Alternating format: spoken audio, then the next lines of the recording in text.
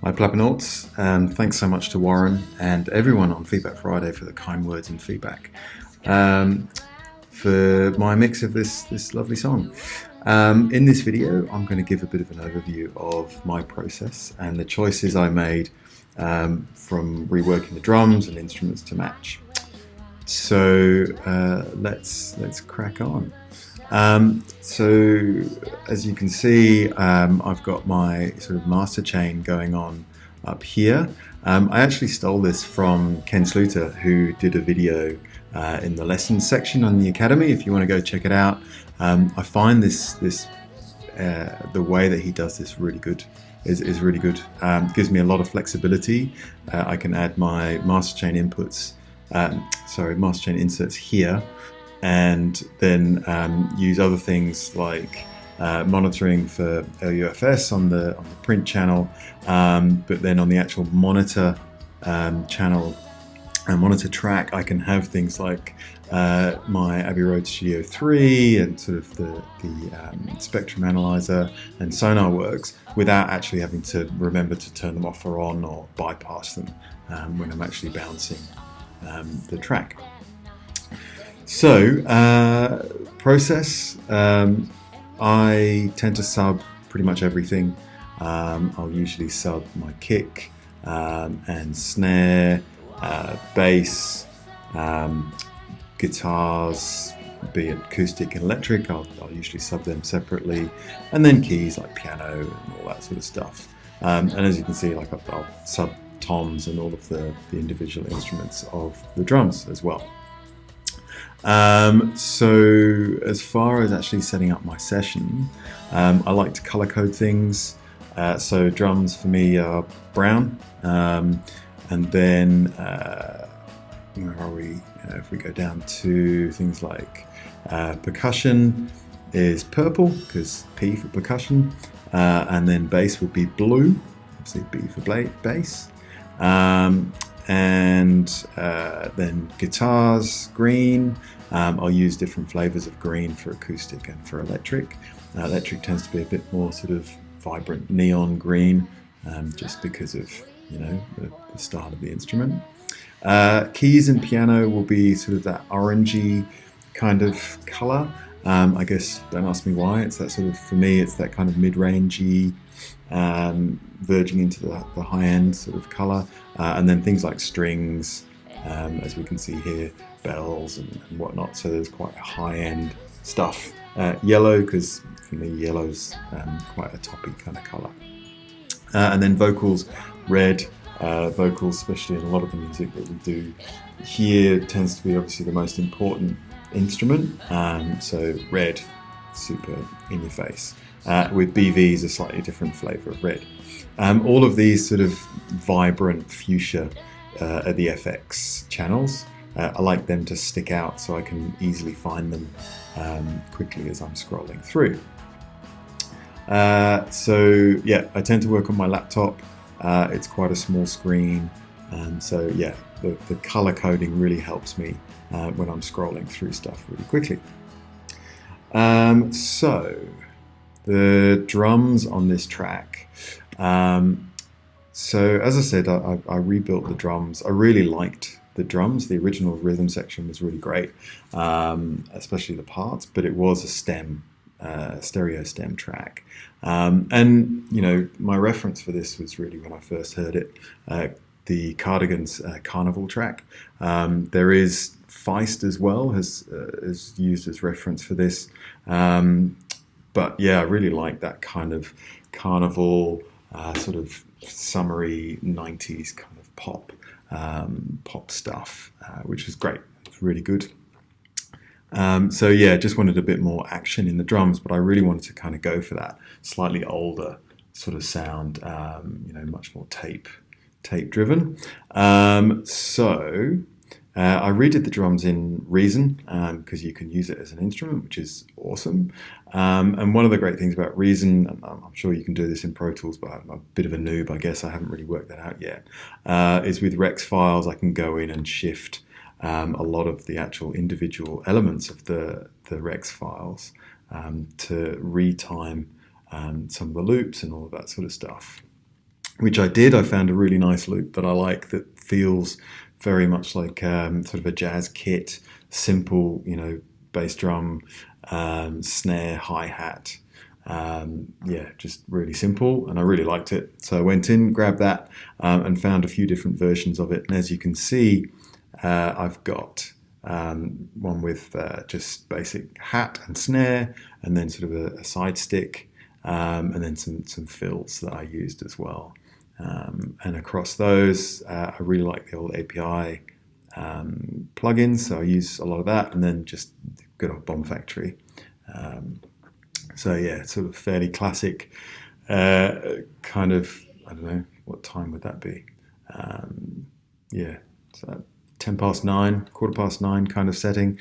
Yeah, classic sort of setting for drums, really. And then, yeah, added in some ghost snares just to give it a bit of a more live sort of feel. And then top kit, so yeah, your rides and cymbals, pop those in where I felt it needed it. And then some toms, of course, for some additional fills here and there. These are they're quite light on. As I said, I wanted the kit to be quite acoustic sounding, and a bit loose. If you listen to the timing, it's just on the edge here and there. There's a couple of places where I struggled a little bit because it was just so on the edge. I was like, I really wanted to maybe get in there, but after a while I liked it. I liked that sort of slight push and pull in the timing here and there. Obviously, with timing the drums, I had to go in and do a lot more cutting up of some of the other elements as well.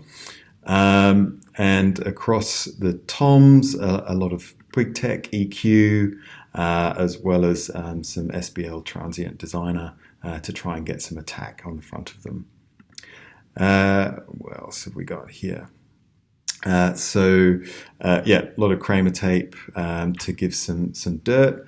And as I think one of the other Academy members spotted, a little bit of slapback delay through the Kramer tape on the drums as well, just to give them a bit more life, which I thought was kind of fun.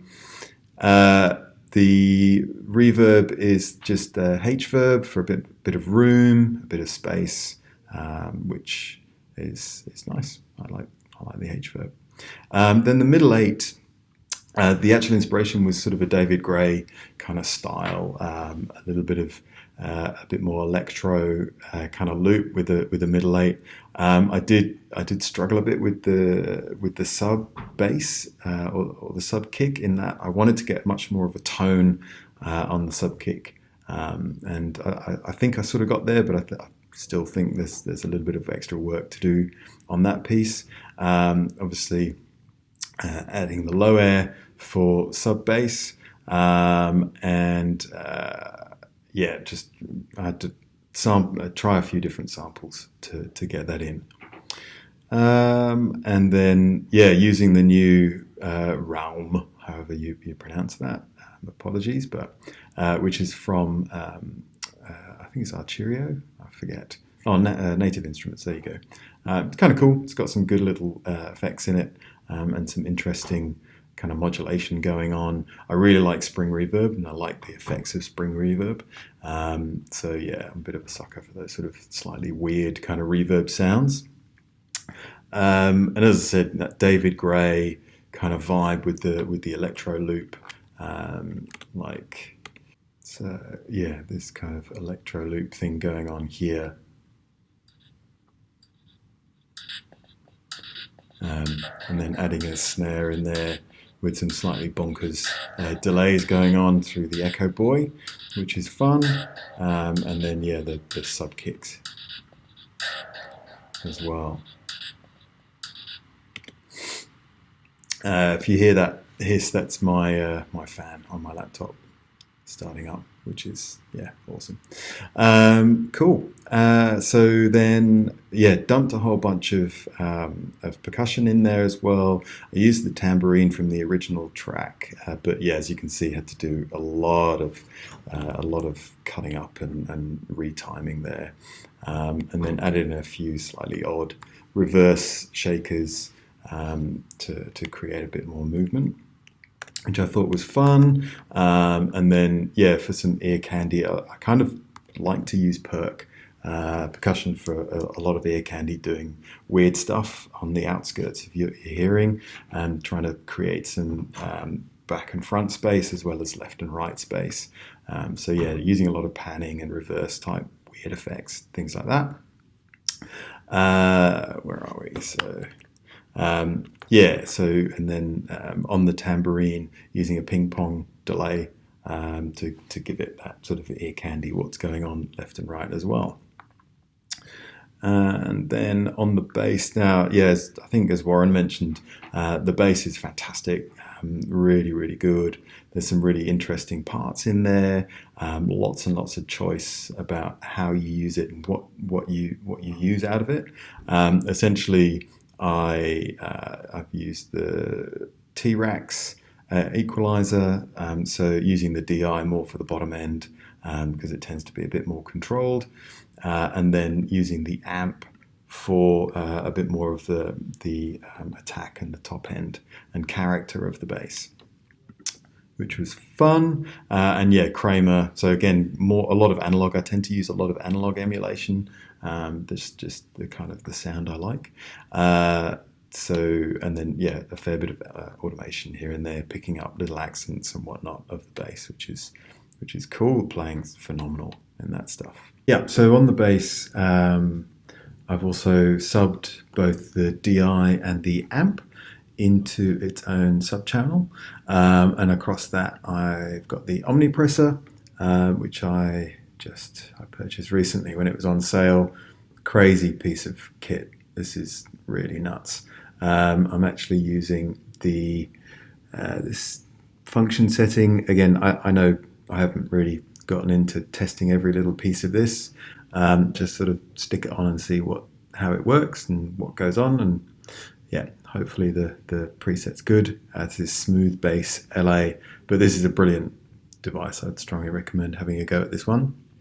That goes into the DBX 160. Again, yeah, barely moving. I think it's the old, if you see this moving, then it's obviously doing too much. Good, great emulation, and then a little bit of a low pass, so it's not in the way of the kick. High pass, I should say. So it's not in the way of the kick. And then after the suggestion from some of the feedback I got, suggested the MV2 on the bass, which was great. That worked really nicely. I was sort of struggling a little bit with the low end, as we tend to do, a lot of us. And this worked a treat. It's quite light, like not a lot of effect, but yeah, worked as a treat. So that was really, really good. So yeah, onto the acoustic guitar. So yeah, acoustic's pretty standard. It comes with a bit of reverb on this. Just that's how it was recorded, or that's how the track was. So yeah, I haven't put a lot in there. This is the space plugin that I use quite a lot. It emulates spaces from different places around the world. Seems to be a lot of places in Amsterdam, but they're really fun. I love those sort of actual room emulations.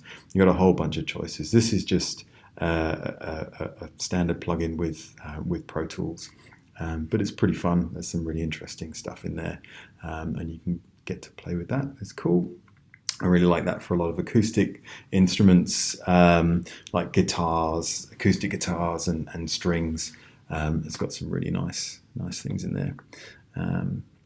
And yeah, I kind of played with that R-comp after the reverb, but found it was cutting it off too much and not, it was taking away from the space of the acoustic. So just, yeah, ended up playing more with the wet-dry mix in the actual plugin itself.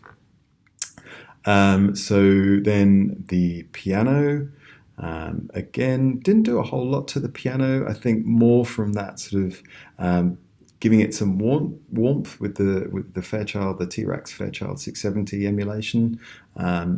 Pretty good plugin. I've only used it a few times, so I'm not massively familiar with it. But yeah, I quite like the sound. It's not too bad. And then yeah, a fair bit of high pass on this, and using mid side. So yeah, so high passing the sides a fair bit, and keeping more of the low end in the middle, just to try and keep it centered.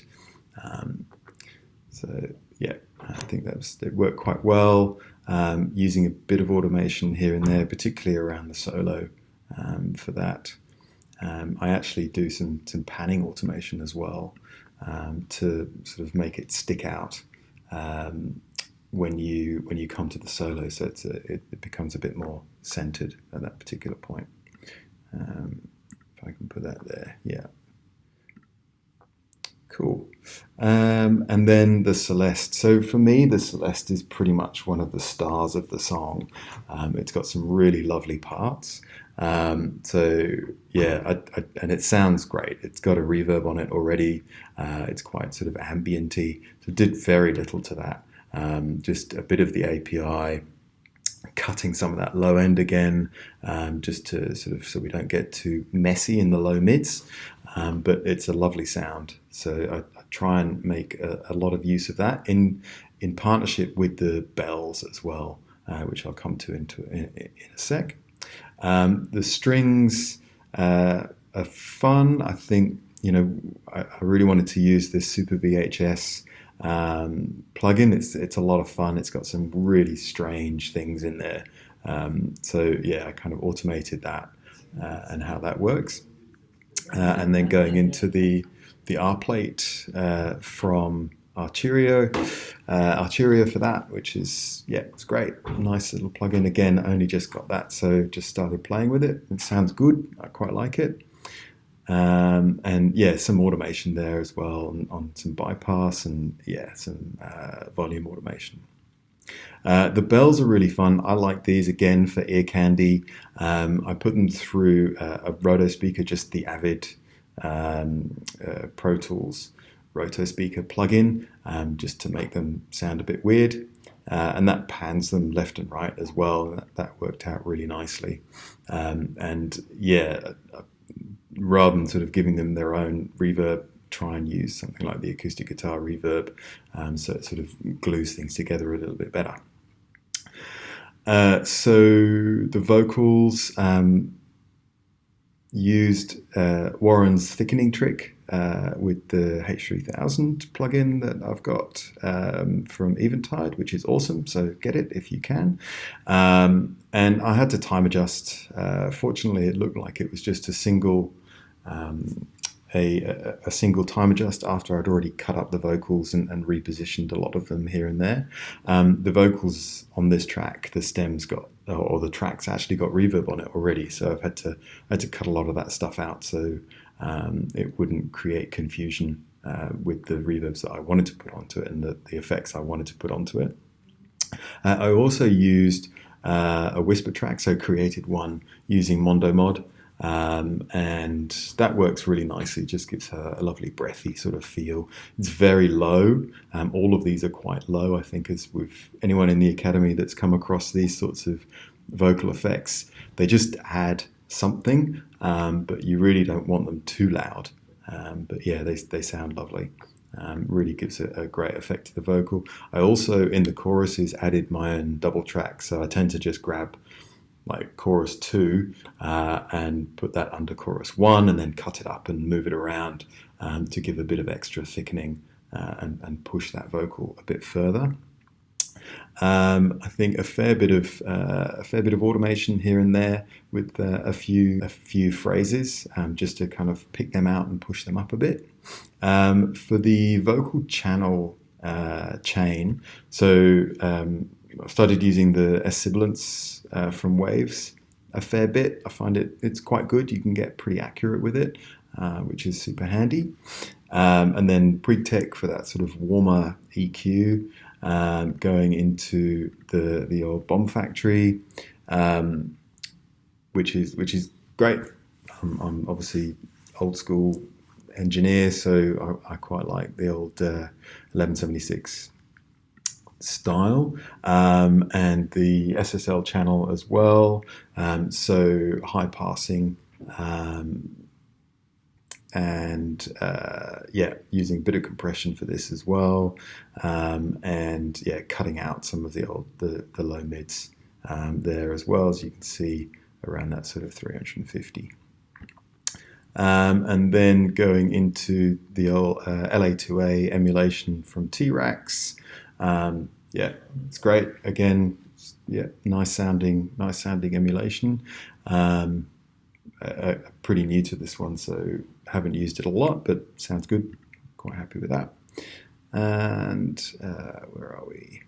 And then going into an Echo Boy for some effects on the vocal, and using the R comp, that old trick. So compressing the effect whilst the live vocal is singing, and then when she stops singing, opening it up, so you get that lovely sort of extension of the effect.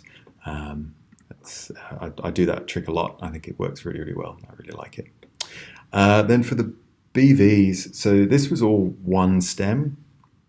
So what I tend to do is I like to, affect them differently, pan them differently for different sections. I do this quite a lot in a lot of songs.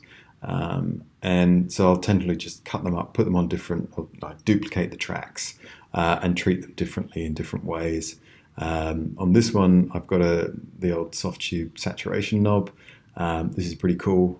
It's got some really nice sound to it. It's also free, which is always handy.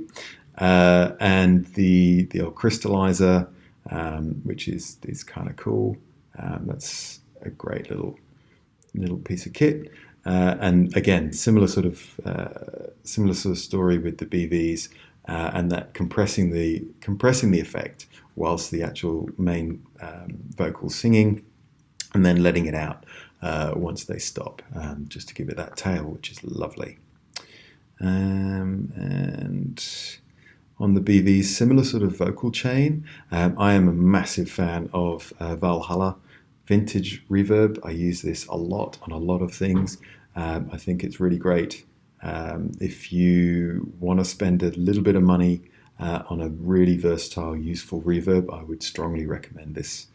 It's fantastic, and if you can get the frequency echo as well, you can do some really weird stuff with this. It's a great little unit. And then back to the master channel.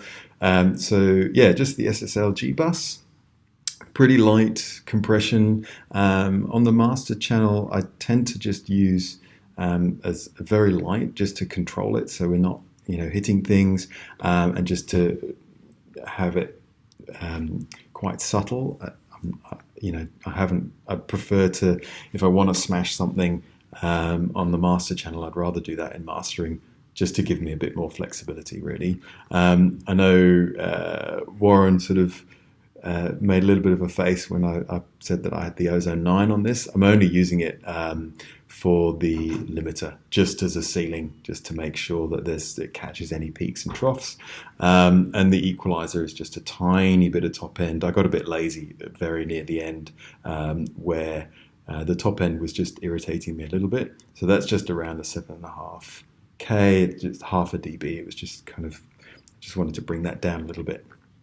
Not best practice, but I have to say, I admit I got a little bit lazy. Wouldn't necessarily normally do that, but yeah, good piece of kit. And that's about it. So I've provided, there's the full multitrack, this multitrack, if you wanted to go in and pull it apart and do whatever you wanted to do. And there's also the raw files. I've just bounced everything out as files. You can just drop into your own session and off you go. Feel free to ping me or message me in the Academy if you had any questions. Happy to respond or talk about this stuff. Thanks so much. Thanks to everyone for your feedback, and for your great comments, and enjoy.